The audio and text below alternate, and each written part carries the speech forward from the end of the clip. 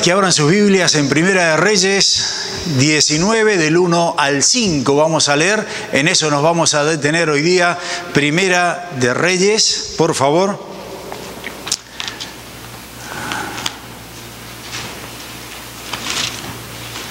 Primera de Reyes, capítulo 19.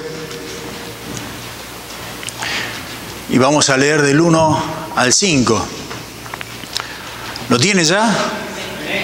Muy bien, dice la palabra del Señor: Acab dio a Jezabel la nueva de todo lo que Elías había hecho y de cómo había matado a espada a todos los profetas.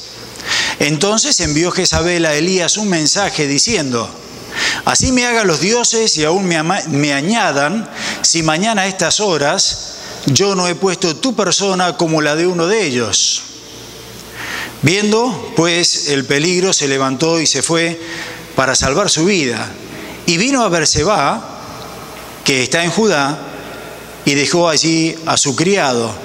Y él se fue por el desierto un día de camino, y vino y se sentó debajo de un enebro, y deseando morirse, dijo: basta ya, oh Jehová, quítame la vida, pues no soy yo mejor que mis padres.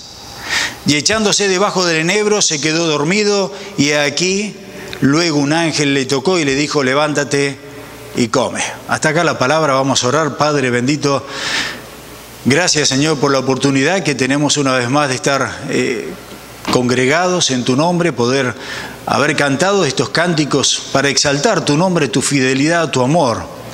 Y Padre, en este momento queremos pedir que tú bendigas tu palabra, que muevas tu espíritu, que nos hables de acuerdo a cada una de nuestras necesidades. Gracias, Padre. Lo pedimos todo en el nombre de Cristo Jesús, nuestro Señor y Salvador. Amén. Para ubicarnos un poquito en el tiempo, estamos hablando más o menos de unos 2.900 años antes de hoy. Es decir, aproximadamente este relato que acabamos de leer está en el año 870 antes de nuestro Señor Jesucristo. En medio de una gran ceguera espiritual, de endurecimiento de corazón del pueblo de Dios, de idolatría, en medio de paganismo, en medio de una ignorancia realmente de Dios, en esta ciudad es donde aparece entonces en escena este gran profeta de Dios, que es el profeta Elías, en una época muy difícil, espiritual y moralmente hablando. Eso para ubicarnos más o menos en el contexto de lo difícil que estaba la situación en la cual este hombre se va a confrontar, o en el medio en el que él se encuentra. Vayan a Primera de Reyes, capítulo 16. 2 versículos vamos a leer ahí, para que ustedes vean cómo estaban el liderazgo del pueblo en ese tiempo. Primera de Reyes, capítulo 16, versículo 25. Y nos dice allí: y Omri, que era uno de los reyes, estamos hablando acá de los reyes del reino del norte. ¿Se acuerdan que acá se dividió reino del sur, Judá, y reino del norte, reino de Israel? Bueno, estos eran reyes del norte. Y dice: y Omri hizo lo malo ante los ojos de Jehová. Ahora quiero que presten atención a lo siguiente: e hizo peor que todos los que habían reinado antes que él. Si los anteriores, creo que fueron 5 reyes antes, hicieron lo malo, este sobresalió porque hizo lo más malo que todos los otros juntos. ¿Ok? Vamos ahora entonces al capítulo 16, versículo 30. Y acá en el versículo 30 aparece un rey que se llama Acab, es hijo de este Omri, y es justamente con el cual Elías va a confrontarse. Y dice entonces en Primera de Reyes 16:30: y reinó Acab, hijo de Omri, sobre Israel en Samaria 22 años. Y escucha una vez más: y Acab, hijo de Omri, hizo lo malo ante los ojos de Jehová. Pero escuche de nuevo esta frase: más que todos los que reinaron antes que él. Es decir, yo quiero con eso que usted se prepare para ver quién es Elías, cómo se va a confrontar Elías. El abuelo de él, no el abuelo de Elías, sino el rey anterior, había hecho lo más malo que todos los reyes anteriores. Viene ahora el hijo Acab y hace peor las cosas, más malas todavía que su padre Omri. Así que ese es más o menos entonces el contexto. Cada vez peor, cada vez mayor la decadencia, entonces, tanto espiritual como moral. Ahora Acab, yo pienso que la causa del alejamiento de las cosas del Señor fue el hecho de que él se casó. No lo tomen a mal los casados, no es porque casarse fueron malas cosas, sino se casó justamente con una mujer que se llama Jezabel, y Jezabel era la princesa de los sidonios, era allí de la mujer fenicia, y esos casamientos eran casamientos que se hacían prácticamente preparados. ¿Por qué le digo esto? Porque cuando habían reyes que tenían sus límites, o que eran vecinos, para entenderlo así, lo que hacían, se casaban entre los hijos. Entonces, ¿qué pasa? Si este rey se casaba entonces con la hija del otro rey, había una cierta familiaridad, entonces vamos a mantener la paz. En caso de que había guerra, la primera que perdía la cabeza era la hija. Y ahí se perdía todo entonces.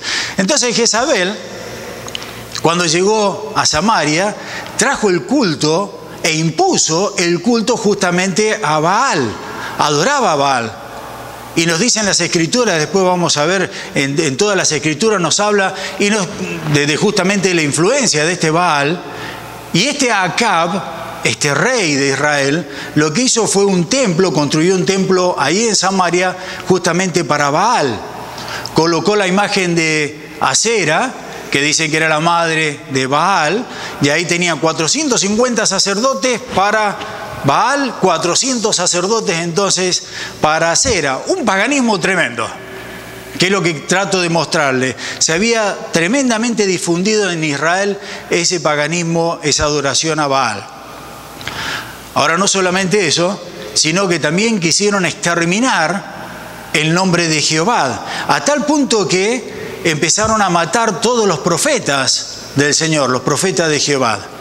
En Primera de Reyes 18:4 dice: porque cuando Jezabel destruía a los profetas de Jehová, Abdías tomó a 100 profetas. Abdías, fíjense en qué hermoso ejemplo, ¿no? Voy a hacer un pequeño paréntesis acá. Abdías era un hombre que trabajaba para Acab, un pagano, este personaje tan malo. Pero Abdías, aunque estaba en un ambiente malo, supo hacer bien las cosas. ¿Por qué? Porque era un hombre perfecto, un hombre recto delante de los ojos del Señor.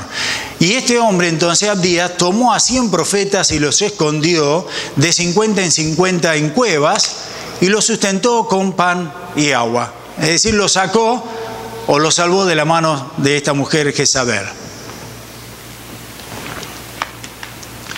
Samuel, el gran profeta también, nos cuenta que él se opuso realmente tenazmente al tema del culto de Baal, a que rindieran culto al Baal. Después vemos al rey David que trató de limpiar justamente todo lo que era el culto al Baal, pero después entonces viene este Acab, se casa con Jezabel y bueno, las cosas, como les dije entonces recién, fueron realmente tremendas. Se declaró que Baal vivía en ese tiempo de Acab. Y se declaró que Baal vivía, pero que Jehová había muerto. Esa era la idea. Por eso tiene una gran significancia Elías y lo que significa Elías, el nombre en sí. Bueno, y dicho sea de paso, por eso Acab era uno de los peores reyes de todos, ¿no? Ahora, en medio de esa ceguera espiritual, de endurecimiento del corazón, de idolatría, paganismo, como recién dijimos, ahí es donde aparece el profeta Elías. Este gran hombre de Dios, en un momento muy diferente, muy difícil para la nación. Elías fue uno de los profetas, yo podría decir, más destacados en la historia. Elías nunca escribió un libro, no tenemos un libro ahí que diga Elías, pero sin embargo, la Biblia habla muchísimo de Elías y lo toma como un personaje único en varios aspectos. Elías fue único en varios aspectos. El primero, yo creo que los que conocen la historia, o al menos han leído acerca de él, Elías no experimentó la muerte, fue como Enoc. Enoc dice que iba caminando con el Señor y ¡pum!, no lo encontraron más. Elías dice que el Señor, más adelante nos relata, en un carro de fuego, lo lleva al Señor y no experimenta la muerte. Ahora yo estaba pensando en esto y me gozo porque yo soy un fanático, si soy fanático es de que el Señor ya viene pronto. Y yo digo, el Señor ya está ahí. Y vivo justamente con la ilusión de que mi Señor viene en cualquier momento. Y sabes, si el Señor viene en cualquier momento, y creo que sí, indudablemente, nosotros tampoco vamos a experimentar la muerte. Qué hermoso va a ser eso, ¿no? Que el Señor venga y vamos a estar juntos, todos nosotros, con Enoc y también con Elías, y vamos a decir, nosotros somos los únicos que no experimentamos la muerte. Qué lindo sería eso. Elías fue el único profeta, estamos hablando de que Elías fue el único que no experimentó la muerte, el único que experimentó o vio o participó en lo que es la transfiguración del Señor. ¿Se acuerdan? Cuando el Señor estaba allí, bueno, dice que el Señor estaba en el medio y dice que a un lado tenía a Moisés, el representante de la ley, y el otro lado tenía a Elías, el representante justamente de los profetas. Elías está en el pensamiento de todos los profetas, está muy grabado en todas las escrituras. Malaquías había anticipado que antes del día terrible de Jehová vendría Elías. Si uno lee Malaquías entiende ahora por qué el Señor, cuando el Señor Jesucristo, ¿se acuerdan ustedes? El Señor dijo, ¿y quién dicen los hombres que yo soy? Y ahí nomás saltaron, ¿cierto? Algunos dijeron, eres Elías. Ahora, tenía un concepto muy grande este nombre. Ahora piense, Acab dice, Jehová ha muerto, no existe. Y de repente Dios escoge a un hombre que se llama Elías, y el nombre Elías significa, Jehová es mi Dios. Le está diciendo a que Jehová ha muerto, dice él, y Dios le pone a un hombre que dice, Jehová es mi Dios. O también otra traducción del nombre Elías es, Jehová es mi fortaleza. Es tremendo. Cuando nosotros vamos entonces a Primera de Reyes, porque todo esto estoy en la introducción, a mí me dijeron que el pastor predica, así que a mí me dijeron, dale nomás. Primera de Reyes 18, 20 al 29, Primera de Reyes 18, si me acompañan allí, voy a leer 20 al 29. Elías confrontó a los profetas del Baal y dice entonces allí, del 20 al 29, después lo pueden leer en la casa, yo simplemente le quiero dar una introducción acá. Entonces Acab convocó a todos los hijos de Israel y reunió a los profetas en el monte Carmelo, y acercándose Elías a todo el pueblo dijo, ¿hasta cuándo claudicaréis vosotros entre dos pensamientos? Si Jehová de Dios, seguidle, y si Baal, id en pos de él. Y el pueblo no respondió palabra. Elías volvió a decir al pueblo, solo yo he quedado profeta de Jehová, mas de los profetas de Baal hay 450 hombres. Désenlo pues 2 bueyes y escojan uno de ellos, córtenlo a pedazos y pónganlo sobre la leña, pero no pongan fuego debajo, y yo prepararé el otro buey y lo pondré sobre leña, y ningún fuego pondré debajo. Invocad luego vosotros el nombre de vuestros dioses, y yo invocaré el nombre de Jehová, y el Dios que respondiere por medio del fuego, ese sea Dios. Y todo el pueblo respondió diciendo, bien dicho. Entonces Elías dijo a los profetas de Baal, escogeos un buey y preparadlo vosotros primero, pues que sois los más, e invocad el nombre de vuestros dioses, mas no pongáis fuego debajo. Y ellos tomaron el buey que les fue dado y lo prepararon, invocaron el nombre de Baal desde la mañana hasta el mediodía, diciendo, Baal, respóndenos. Mas no había voz ni quien respondiese. Entre tanto ellos andaban saltando cerca del altar que habían hecho. Y después ustedes pueden seguir leyendo ahí hasta el mediodía y no pasó absolutamente nada. Después se sajaban y hacían locuras. Yo digo, qué lamentable que muchas veces en la iglesia actual se ve esa gente que salta, grita, se saja, se rompe la ropa y al final no pasa nada. No, ese no es Dios. Bueno, ustedes saben la historia. Elías, después de todo eso, que prácticamente se burla de todos estos profetas, lo que hace, ora a Dios, Dios manda fuego, y ahí entonces él después queda al descubierto quién es el Dios verdadero, el único Dios, nuestro Dios, Jehová Dios, y entonces le termina cortando la cabeza a los 450 profetas. Después que termina, y yo me imagino, ¿cierto? Pedirle a Dios, Señor, manda fuego, de repente Dios manda fuego, quema todo, dice, no quedó nada, ni las piedras quedaron. De repente este hombre después, un poquito más adelante, van a leer que había pasado 3 años y medio sin lluvia, y este hombre se arrodilla, pide a Dios, y Dios manda la lluvia. Un hombre que estaba viviendo en victoria lo que es la vida en el Señor. Tremenda experiencia estaba teniendo este hombre allí. Ahora, ¿qué pasa? Y acá vamos a entrar en el contexto. Entonces Acab, este rey malo, le habla a Jezabel, a la mujer, lo que había sucedido, y bueno, la muerte de los profetas y todo eso. Entonces la mujer dice así, manda un mensajero diciéndoles a Elías, así como lo hiciste, te voy a cortar la cabeza a vos, en otras palabras. Eso es. Y entonces acá vemos el profeta de Dios, este hombre que había experimentado tantas victorias en el Señor huyendo.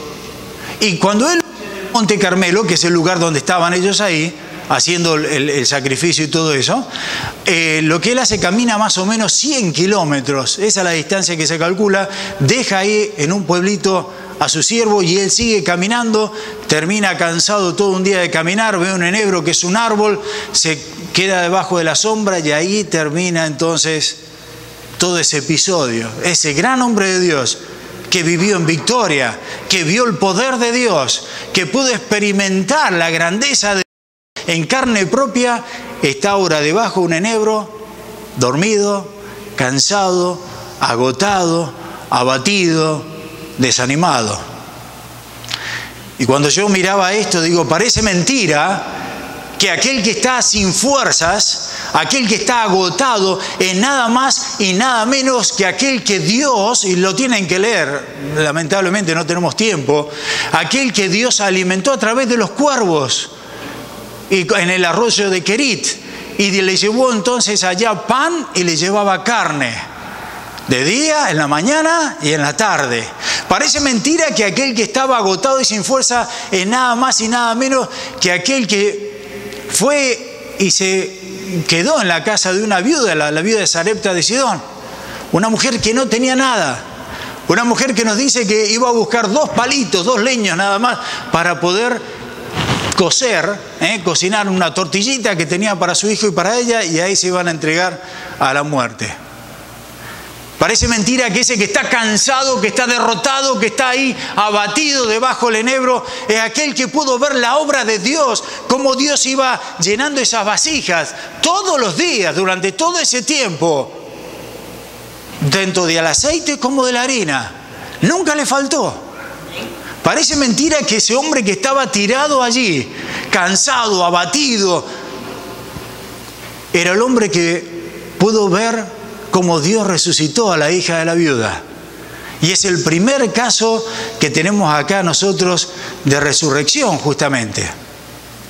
Parece mentira entonces que ese que estaba ahí, abatido, sin fuerza, desganado, es aquel que hizo lo que recién dijimos con los profetas del Baal y pudo entonces degollar a los 400 profetas del Baal.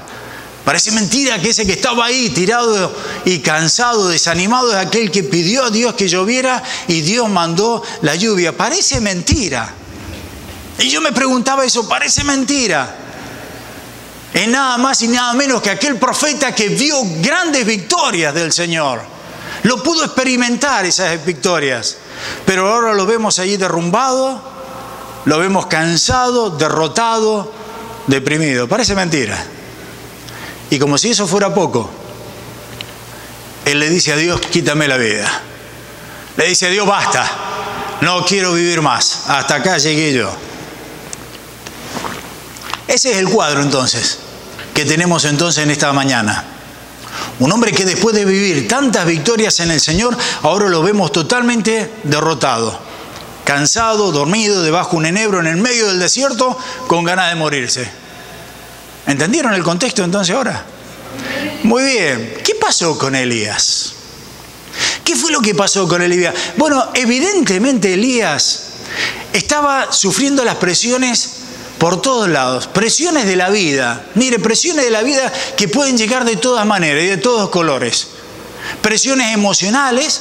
No olvidemos, uno dice, bueno, en la Biblia dice degolló 450 profetas. Bueno, listo. Y uno en la mente de nuestro parece que son como gallinas. Y listo. No, son hombres. Y el degollar, el matar a una persona, eso demandaba una presión tremenda. Imagínense, no 1, ni 2, ni 10, 450. Así que este hombre tenía una presión tremenda en cuanto a eso, una presión emocional en cuanto a eso. Por el otro lado tenemos que Jezabel lo quiere matar. Él le pide la cabeza de él. Y no se olviden que Jezabel, como leímos ahí en el 18:4, había matado a todos los profetas también de Dios. Presiones de tipo física. Porque este hombre había caminado, aparte de todo lo que había sufrido, había caminado más de 130 kilómetros, más o menos se calcula en total. Estaba cansado, pero también presiones espirituales, porque este hombre evidentemente dejó de confiar en Dios. Y entonces las presiones del ministerio, presiones acá, presiones allá, lo llevó a este hombre entonces a estar debajo de un enebro casi muerto. Todas esas presiones afectan la vida, no solamente de Elías, piensa en la vida de cada uno de nosotros también. Hoy diríamos, es una palabra nueva que ha salido en esta generación, este hombre estaba totalmente estresado. Esa es la palabra que nosotros usamos. Y como científicamente sí se ha comprobado, el estrés produce una cantidad impresionante de enfermedades. Nosotros ni nos imaginamos, pero los mismos doctores nos dicen que hay una lista, el otro día leí casi 86 diferentes enfermedades causadas justamente por el estrés. Y ese estrés lo que va haciendo entonces, nos va desgastando el sistema inmunológico, aquellas defensas que nosotros tenemos.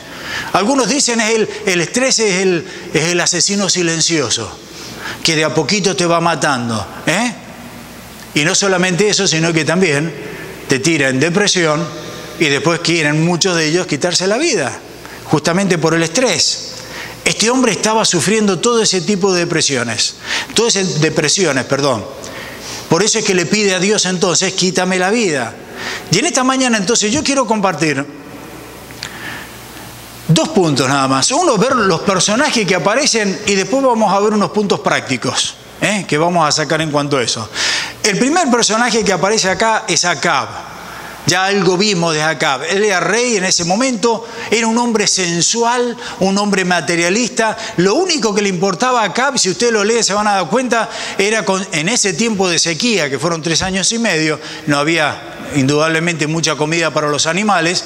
Él lo único que quería era darle comer a sus caballos, que era la fortaleza entonces que tenían en ese tiempo el ejército, tener más o menos a sus soldados y listo. Era lo único que le interesaba a este hombre. Acab le cuenta todo a Jezabel y lo que había sucedido. Jezabel entonces dice,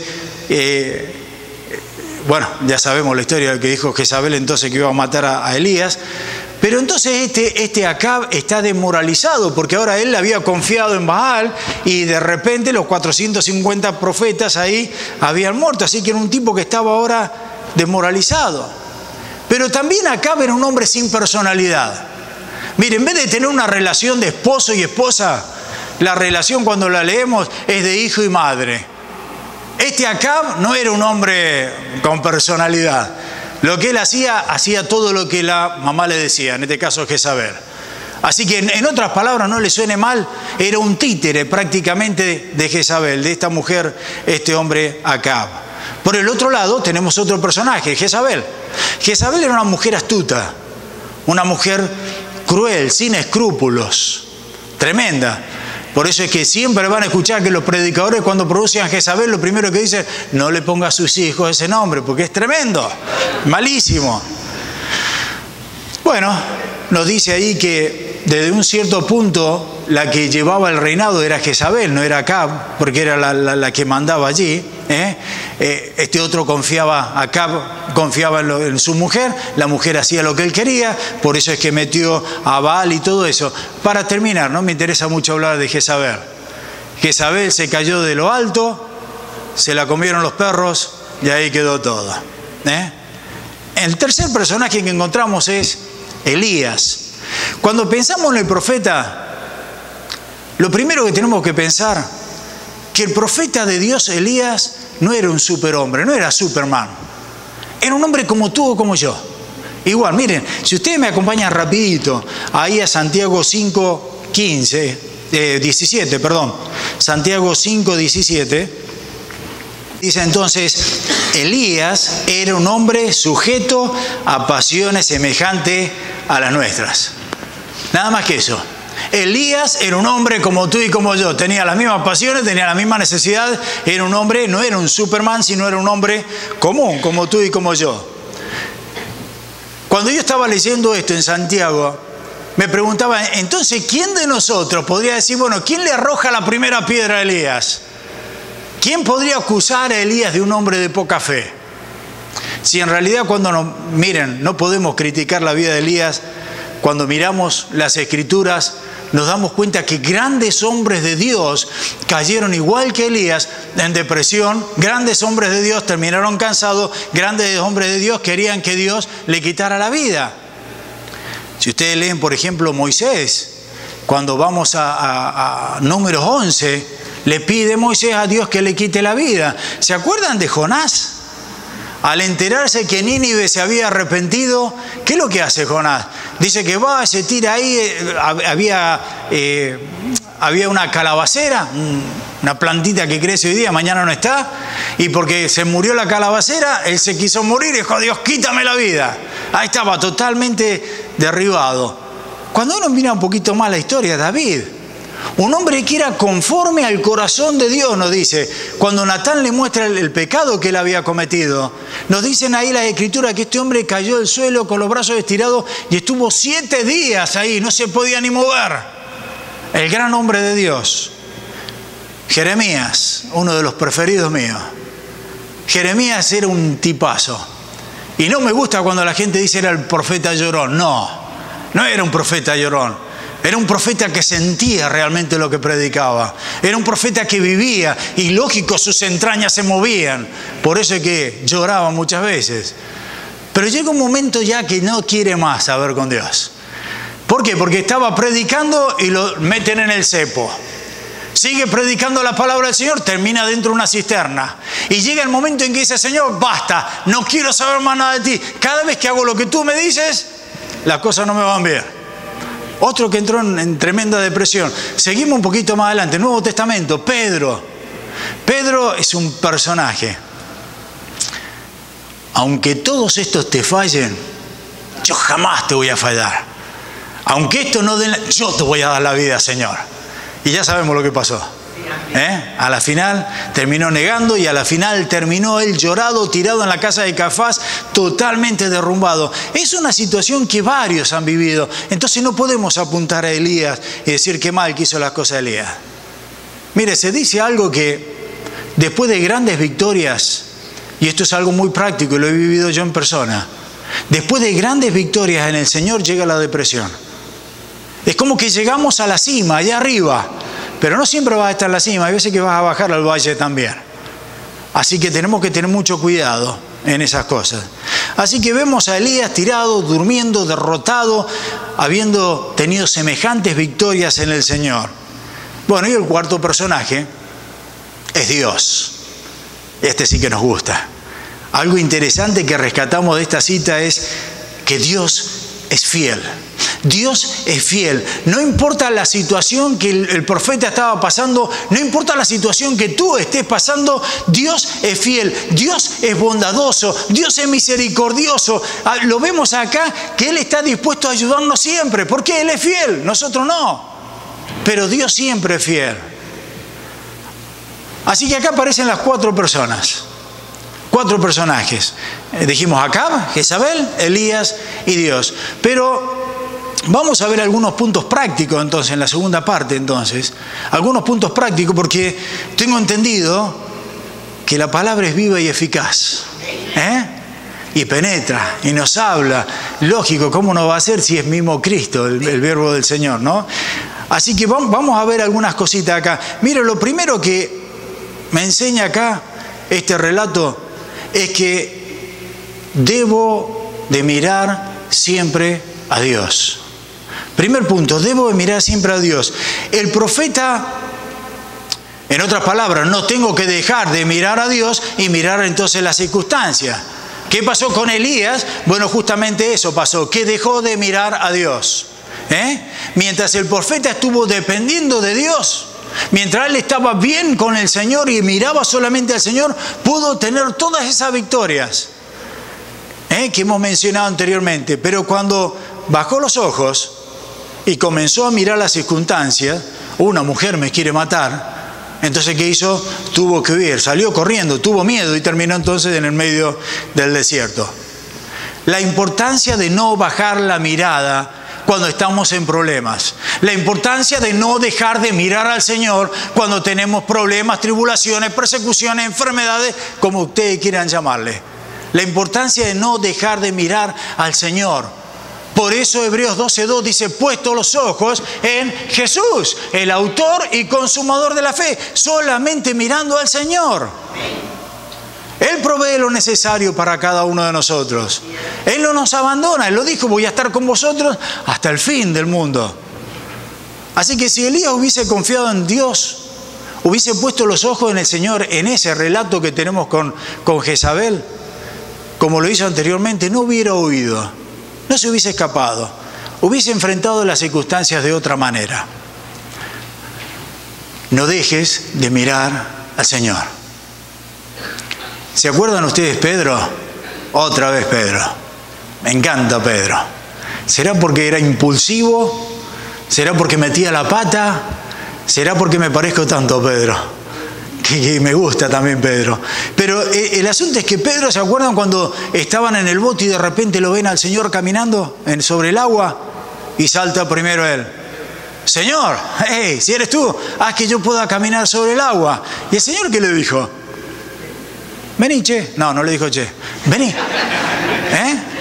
¿Y qué hizo Pedro?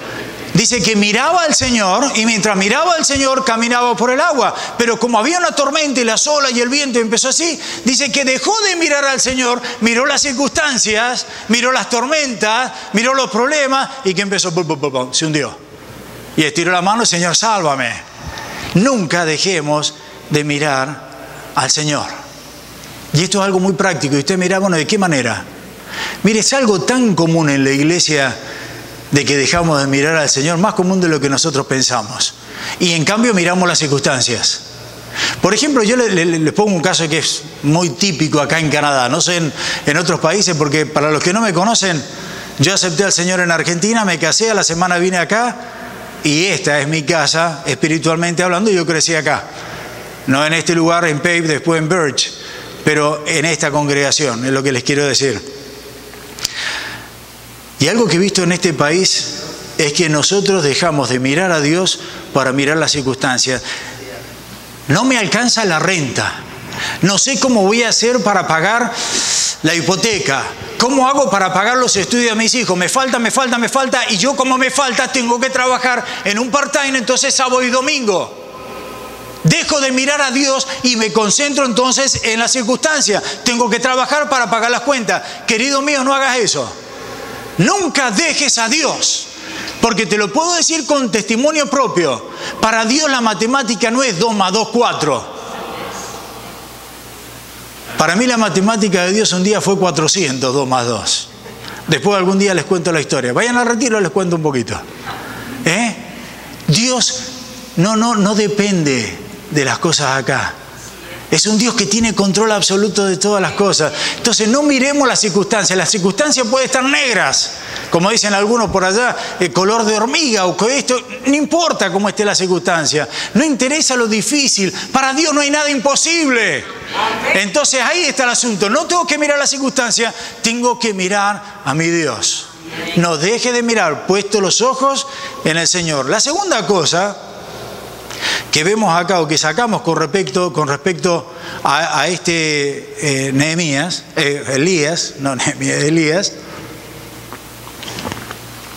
este hombre estaba totalmente agotado. Primer punto, no dejes de mirar al Señor. Segundo punto, la necesidad de descanso. No van a descansar ahora que se me van a quedar dormidos, ahora tienen que escuchar. Pero la necesidad de descanso. Este hombre estaba totalmente agotado. Este hombre lo vemos desde que empieza su ministerio, que él vivía del otro lado del río Jordán, Entonces él empieza el ministerio y es un correr. Primero va, habla con Acab, después va y lo vemos entonces en el arroyo de Querib, ahí escondido. Después de ahí lo vemos entonces con la viuda de Quereta. Después lo vemos de ahí con los sacerdotes cortándole la cabeza a estos. Después los vemos a él orando y siempre vemos moviéndose en todo eso. Pero no lo vemos descansando a este Elías. ¿Cuándo va a descansar Elías? No vemos a Elías realmente tomándose un tiempo de descanso. Quiero que me escuche bien ahora. La importancia, y todo lo que le estoy diciendo es de testimonio propio, porque muchas veces me he equivocado y me sigo equivocando. La importancia de saber decir no a algunas cosas. Mire, si yo hubiese dicho no varias veces, no me hubiese metido en tantos problemas. Muchas veces porque pensaba que la fidelidad está en decir sí a todo. Me metía en grandes problemas, ¿saben? La importancia de saber decir no nos va a dar un tiempo también de descanso. Ojo, tengo que aclarar algo, que hay algunas personas que siempre dicen no. ¿Podés hacer esto? No. ¿Podés hacer lo otro? No. Eso no sirve eso. Entiéndame bien lo que quiero decirle. Sino la importancia de saber decir no cuando es necesario un descanso. Tenemos que aprender a manejar nuestra vida, tenemos que aprender a manejar nuestros horarios, tenemos que aprender a manejar nuestro tiempo, porque es sumamente importante. Lo veo en el ejemplo perfecto de Jesucristo. Después que Juan el Bautista había muerto, ¿se acuerdan la comisión de los 70? Cuando volvieron, el Señor lo primero que hizo, vamos a un lugar a descansar. Ese es el punto, un lugar a descansar. Es necesario descansar, es necesario manejar bien nuestros tiempos. Hay tiempos que nos tenemos que desenchufar de las cosas para poder descansar, para poder dormir bien. Tiene que dormir lo necesario. Mire, yo no le digo 8 horas. Hay personas que duermen 7 horas también, otros duermen 6 horas. Pero depende de lo que su cuerpo necesite, tiene que hacerlo. Tiene que dormir tranquilo, tiene que relajarse. ¿Por qué? Porque eso le va a renovar la mente, eso le va a renovar el cuerpo y eso le va a hacer bien. Pero para hacer eso muchas veces tiene que desenchufar algunas cosas. Yo sé que muchos de ustedes ven los news, las informaciones antes de acostarse. No haga eso. Su mente va mal a la cama. Va llena de preocupaciones. Lee un salmo para antes de irse a la cama. Y va a ver cómo va a estar más relajadito. Muchos se llevan el famoso celular. Qué mal que ha hecho el celular ese al hombre y a la familia. Entonces, no se lleve el celular. Yo lo dejo siempre en la oficina, allá abajo. Si suena a tal y tal hora, va a sonar el de la casa, pero no el celular. Déjelo. Los veo a los chicos ahí en la noche, prendido el celular, viviendo con el celular. La mente no descansa, tiene que desenchufar esas cosas para poder tener entonces un buen descanso. Alguno me podrá decir, mire, lo que pasa es que a mí, pastor, no me alcanza el tiempo. Si alguno de ustedes dicen que no le alcanza las horas, con todo respeto, no lo tomen como ofensa. Pero le voy a decir lo mismo que le dije a un familiar mío. Si no te alcanza el tiempo es porque eres un desordenado. Yo he trabajado por muchos años en la construcción, cuando el Señor me llamó al ministerio, por casi 13 años, he tenido que tener la compañía de renovaciones por un lado y el ministerio por el otro. Y me alcanzaba el tiempo. Lógico, no tenía tiempo de ver televisión, no tenía tiempo de ir al cine. No tenía tiempo en muchas otras cosas. Pero si uno organiza bien el tiempo da. Son 24 horas para todos. Así que tenemos que aprender a manejar bien los tiempos y a poder descansar. Cuando es tiempo de descansar, descansa, hombre. Por algo el Señor dijo, hay un día de descanso, ¿no? Trabaja 6, descansa 1. Así que el tercer punto, la necesidad de la comunión con los hermanos. La necesidad de la comunión con los hermanos. ¿Qué pasa si Elías se hubiese juntado con los hermanos en vez de huir? ¿Se ha puesto a pensar eso? Juntarse con los hermanos para fortalecerlo. Ahora eso se le llama, ahora hay una nueva palabra que se le llama contención. Contención. ¿Qué pasa si este hombre cuando estaba cansado hubiese sido contenido, ¿cierto?, por los hermanos? Hubiese sido animado por los hermanos. Está comprobado, mire, que cuando pasamos por situaciones difíciles, cuando pasamos por problemas, cuando pasamos por ese tiempo de depresión, lo primero que queremos hacer es aislarnos. Lo que queremos hacer es estar solos. Lo que queremos hacer es no escuchar nada. Eso es muy, muy común.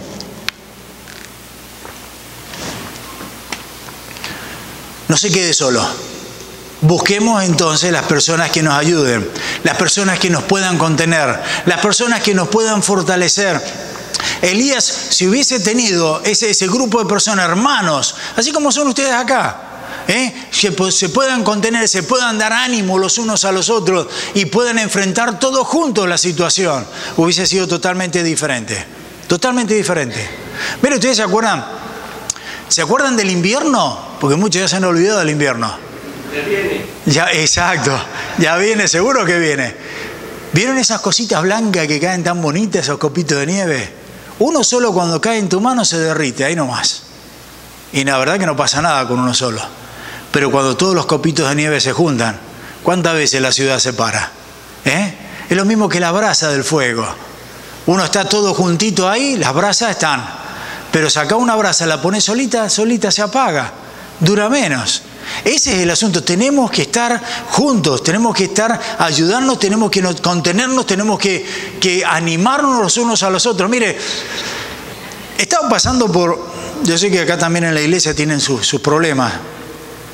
El mismo día que el pastor Edgardo me llamó y me dijo del problema de salud que tenía su mamá, o que tiene su mamá, pasaron 3 o 4 horas y una de las parejas muy queridas en nuestra iglesia se acerca y me dice: pastor, a mi mamá le detectaron cáncer y en 3 semanas, dijo el doctor que no va a durar más de 3 semanas. De estar bien la señora, 59 años, pasó justamente a tener cáncer y en 3 semanas se fue. Ya está en la presencia del Señor, gracias a Dios, una buena sierva. Ahora, el asunto, yo anoche estábamos en el servicio y una iglesia muy grande donde fuimos estaba repleta, todo estaba full de eso. Y pude ver cómo cada uno de ellos iba y contenía, abrazaba a cada uno de los hermanos, al esposo, a los hijos, y cómo ellos daban testimonios después también de justamente el amor de los hermanos, la importancia de no quedarte solo cuando estás en problemas, la importancia de ir y buscar a la familia, pero la importancia también de nosotros como familia, de que si ves que alguno se está aislando, ir a buscarlo, a contenerlo también, animarlo a participar. No seamos tan individualistas, interesémonos por los hermanos también. La gran importancia es estar juntos. No te apartes los ojos de Jesús. La necesidad de descanso, pero también la necesidad de estar siempre en comunión con los hermanos. Y el cuarto punto, el error de decirle a Dios lo que tiene que hacer. El error de decirle a Dios lo que tiene que hacer. Elías en esta situación le dice al Señor: Señor, basta, quítame la vida, no quiero saber nada, basta. Eso es lo que Elías le está diciendo, basta ya. Eso es llegar a lo más bajo de la situación. Ese basta es, no sé si a alguno de ustedes les gusta el boxeo, pero ese basta es cuando no da más, es cuando del rincón le tiran la toalla y dice: ya está, este no va más. Bueno, así estaba Elías. Ahí justamente dice: basta, no quiero saber más nada. Ahora, no tenemos que decirle a Dios lo que tiene que hacer, porque Dios sabe si nuestra vida acaba ahora o no acaba ahora. Dios sabe si esta prueba que te va a dar es suficiente 1 semana, 1 año o 2 años. Sabe Dios lo que tiene que hacer. No le tenemos que decir a Él lo que tiene que hacer. Por eso es que Dios, un Dios misericordioso y tan fiel, no lo deja ahí solo, sino lo que Él hace, le envía a ese ángel para que le ayude en esa situación. No tenemos nosotros ni la menor idea de los planes que Dios tiene para con cada una de nuestras vidas. Por eso es que nos tenemos que poner en su mano. Por lo tanto, no nos podemos quedar ahí. No nos podemos quedar deprimidos. No nos podemos quedar cansados, aislados. Hay un plan que Dios quiere tener en cada una de nuestras vidas. Hay un propósito para cada una de nuestras vidas. Hay un ministerio para cumplir en cada uno de nosotros. Hay cosas para hacer. Mire, supóngase que Dios hubiese dicho: ok, ¿te quieres morir? ¡Pum! Se acabó. Le quita la vida. Elías hubiese perdido tantas experiencias hermosas. Elías, mire, el hecho de experimentar el socorro después del ángel que vino y lo alimentó. Después hubiese perdido la posibilidad, ¿se acuerdan en el monte de Oreb cuando pasa el viento, cuando pasa el fuego y todo eso, pero después el silbo apacible de Dios? Hubiese perdido esa experiencia. Elías hubiese perdido la experiencia de poder conocer a su sucesor. El sucesor de él era Eliseo. Se hubiera perdido la posibilidad de fundar la escuela de profetas como él hizo. Se hubiera perdido la posibilidad de haber sido arrebatado en esa carroza de fuego y no sufrir entonces, experimentar la muerte. Todas esas cosas se hubiese perdido si Dios le hubiese quitado la vida. Gracias que Dios no lo hizo, ¿no? Querido, no le digas a Dios lo que tiene que hacer. Dios sabe lo que tiene que hacer, porque hay un ministerio que cumplir.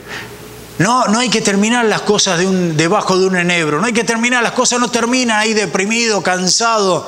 Hay muchas cosas que Dios quiere hacer para nuestras vidas. Hay mucho para hacer, querido mío. Así que 4 enseñanzas claras. Creo que el Señor nos habla acá. No pierdas la mirada de Dios. No la fijes en las circunstancias. Mira siempre a Dios. Tómate un tiempo para descansar. Busca la ayuda de tus hermanos. Y 4 punto, no le digas a Dios lo que tiene que hacer. Hermanos queridos, vemos a Elías, un hombre como nosotros, y sabemos que nosotros también tenemos la posibilidad de fallar, y podemos fallar indudablemente. Pero ¿sabes qué? Hemos fallado, vamos a fallar y sin duda vamos a seguir fallando. Pero lo interesante es que tenemos un Dios de posibilidades. Un Dios que, si en algún momento fallaste y te arrepientes, Dios te va a socorrer. Dios te va a ayudar. Dios te va a dar una nueva posibilidad. Así como lo hizo con Elías, también lo va a hacer con nosotros. Mira, no te deprimes si fallaste. Al fin y al cabo, como digo, somos seres humanos y fallamos siempre. Y doy gracias a Dios por la palabra, ¿sabe? Porque en la palabra no solamente vemos las grandes victorias de estos hombres de fe, sino también vemos esos hechos donde ellos fallaron y esas obras extraordinarias, esos milagros que Dios hizo y cómo Dios con su fidelidad los levantó una vez más a estos hombres. A un Elías, a un David, a un Pedro y a todos estos que hemos nombrado hoy día. ¿Estás desanimado por alguna situación? ¿Estás pasando por algún problema? ¿Estás pasando por alguna circunstancia? ¿Tienes alguna enfermedad terminal? Mira, de última. No dejes de mirar al Señor. Tómate un tiempo de descanso. Únete a los hermanos. No te aísles porque es lo peor que hay. Y sobre todas las cosas no le digas a Dios lo que tiene que hacer. No aflojes, vamos para adelante.